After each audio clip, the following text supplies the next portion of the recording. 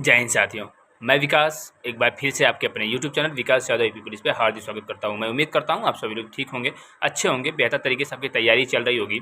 जैसा कि आप जानते हैं यूपी कांस्टेबल की न्यू वैकेंसीज, यूपी एसआई की न्यू वैकेंसीज की जो अधिसूचना है वो भर्ती बोर्ड के द्वारा जारी कर दिया गया है।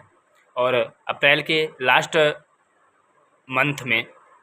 लास्ट महीने में आपके विज्ञप्ति भी जारी कर दी जाएगी, नोटिफिकेशन आउट किया जाएगा।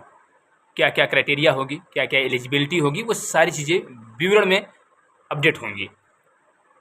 अब मेरे साथियों का ये कहना है कि क्या प्लान होना चाहिए। अब जो अपकमिंग डेट हैं आपके एग्ज़ाम के लिए, फॉर्म अप्लाई के लिए, उन सारे चीज़ों में हमें परीक्षा जो हमारी कंडक्ट होगी वो कितने दिन बाद होगी, हमें कितना समय मिलेगा पढ़ाई करने के लिए। तो मैं आपको बता दूं कि अभी अप्रैल के लास्ट मंथ में फॉर्म अप्लाई होना शुरू होगा। 1 महीने सवा महीने आपके फॉर्म अप्लाई होंगे। लगभग मई के लास्ट तक या फर्स्ट वीक ऑफ जून तक फॉर्म अप्लाई होंगे आपके। जिस तरीके से ये कहा गया है कि अप्रैल के लास्ट में आपके विज्ञप्ति जारी होंगे, उसके अकॉर्डिंग तो संभवतः फर्स्ट वीक ऑफ जून तक आपके फॉर्म अप्लाई होंगे। उसके बाद आपके एग्ज़ाम कंडक्ट कराए जाएंगे।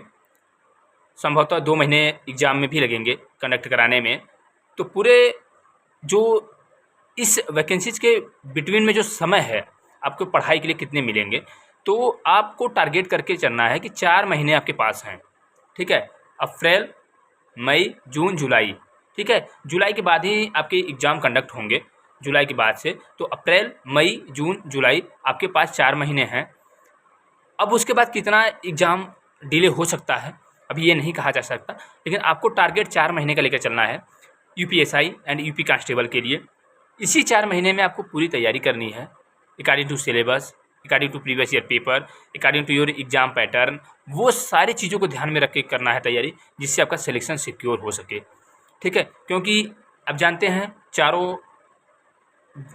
दोनों वैकेंसीज़ के लिए यूपी कांस्टेबल, यूपीएसआई के लिए सिलेबस सेम है, सब्जेक्ट सेम आते हैं। थोड़े जो लेवल ऑफ पेपर होता है वो एसआई का यूपी कांस्टेबल की अपेक्षा बेहतर होता है, क्योंकि 4200 ग्रेड पे की नौकरी है। तो थोड़े एग्ज़ाम के लेवल जो होते हैं वो हाई होते हैं। तो आपको अब 4 महीने का जो टारगेट है, 4 महीने में आपको पूरे सिलेबस को ख़त्म करने हैं, उसमें आपको प्रैक्टिस सेट करने हैं, लगातार रिवीजन करते रहना है।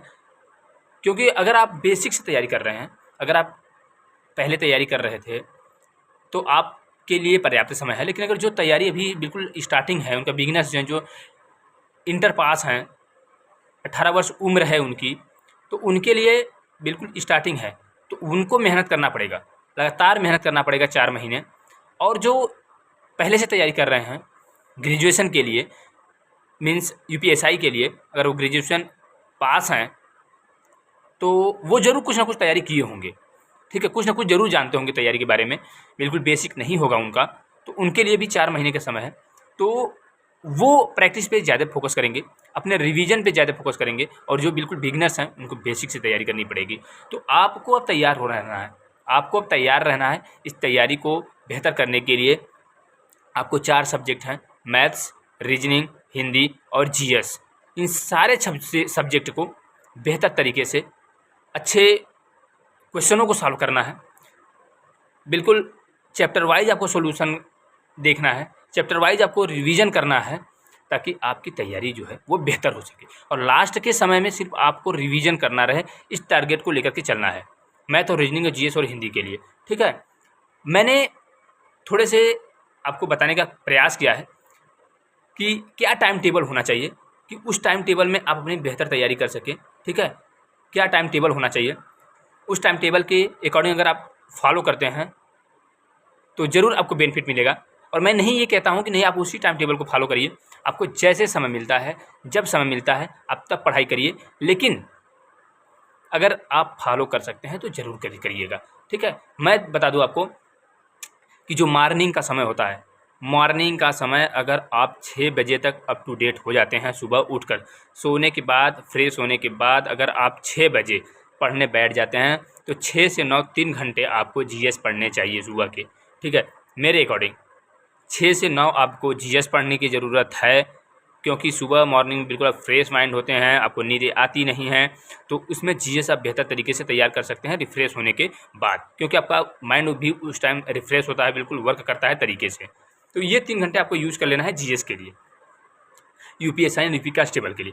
उसके बाद आप 1 घंटे गैप दे सकते हैं, उसमें अपना नाश्ता, चाय वगैरह उस सारी चीज़ें हो जाएंगी 9 से 10 में। चाय वैसे आप तो बीच में भी पी सकते हैं, कोई दिक्कत नहीं है, 2 मिनट लगता है चाय पीने में, 4 मिनट लगता है, बहुत मायने नहीं रखता है। लेकिन 9 से 10 आपका 1 घंटे गैप होगा। फिर उसके बाद 10 से 12, ठीक है, उसके बाद 10 से 12 आपको पढ़ने की आवश्यकता है मैथ 2 घंटे, ठीक है, 10 से 12 आपको मैथ पढ़ने की आवश्यकता है। 12 से 2 आपका गैप रहेगा, आप उसमें नहाना धोना खाना पीना वो सारी चीज़ें आपकी इंक्लूड होंगी, ठीक है। उसमें रेस्ट भी होगा आपका 2 घंटे में, 2 घंटे में आधे घंटे में आप नहा लेंगे और खा लेंगे, और 1.5 घंटे आपका रेस्ट होगा, ठीक है। 10 से 12 आपको मैंने बता दिया, और 12 से 2 जो है आपका वो रेस्ट होगा, 12 से 2 का समय। उसके बाद आपको 2 से 4 आपको सिर्फ और सिर्फ रीजनिंग पढ़नी है। 2 से 4 आपको रीजनिंग पढ़नी है, 2 से 4 आपको रीजनिंग में अपना समय बिताना है। किस तरीके से क्वेश्चन होते हैं पहले तो आपको बेसिक से पढ़ना है, तो 2 से 4 आप रीजनिंग पढ़ेंगे। 4 से 5 1 घंटा आपका इधर भी रेस्ट होगा, 4 से 5 आपका रेस्ट होगा, क्योंकि शाम का समय होता है, तो 4 से 5 थोड़े से आपको रिलैक्स महसूस होंगे, तो आप रिलैक्स कर सकते हैं 4 से 5। उसके बाद आपका 5 से 7 2 घंटे जो समय है वो आपको रीजनिंग देने हिंदी के लिए देने होंगे। 5 से 7 आपको हिंदी देने होंगे, 5 से 7 आपको हिंदी देने होंगे। उसके बाद 7 से 8 आप 1 घंटे रेस्ट कर सकते हैं, खाना वगैरह ये सारी चीज़ें आप इसमें कर सकते हैं। उसके बाद 8 से 10 बजे तक 2 घंटे में आप प्रैक्टिस सेट करेंगे, 2 घंटे आप प्रैक्टिस सेट करेंगे। अगर आज यूपी कांस्टेबल का प्रैक्टिस सेट किए हैं तो कल यूपीएसआई का प्रैक्टिस सेट करेंगे, कल फिर अगले दिन इसी तरीके से डे बाय डे अल्टरनेट करके आप यूपीएसआई और यूपी कांस्टेबल का प्रैक्टिस सेट देते रहेंगे। ये पूरा शेड्यूल है आपका, ये पूरा शेड्यूल है आपका, ठीक है। सुबह आपने 3 घंटे पढ़ा, ठीक है, 6 से 9, फिर उसके बाद 10 से 12 5 घंटे हो गए इधर। फिर उसके बाद 12 से 2 आपका गैप है, आपने 2 से 4 पढ़ा, 5 2 7 घंटे हो गए। फिर उसके बाद 1 घंटे का गैप है, फिर 2 घंटे आपने पढ़ा, 9 घंटे हो गए, और इधर आपने प्रैक्टिस सेट किया। तो लगभग कुल मिला के 10 से 11 घंटे आपको देने पड़ेंगे। अगर आपको सिलेक्शन लेना है तो आपको 10 से 11 घंटे आपको देने पड़ेंगे, तभी आप सिलेक्शन ले पाएंगे, क्योंकि competition day by day increase कर रहा है और लोग पढ़ने पे कंपटीशन को देखते हुए अभ्यर्थी पर तैयारी कर रहे हैं लगातार।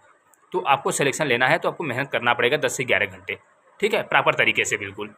और भी कोई अपडेट होगा वैकेंसी से रिलेटेड यूपीएसआई यूपी कांस्टेबल, तो आपको बेहतर तरीके से टॉपिक वाइज भी अभी मैं बताऊंगा कि कौन कौन से टॉपिक्स को आपको ये कवर करने हैं, वो सारी चीज़ें मैं आपको देता रहूँगा। तो आज इतना ही रखता हूँ, और अगर ये टाइम टेबल अच्छा लगा होगा तो टाइम टेबल के अकॉर्डिंग जरूर पढ़िएगा। थैंक यू सो मच मेरे साथ जुड़ने के लिए आप सभी लोगों का।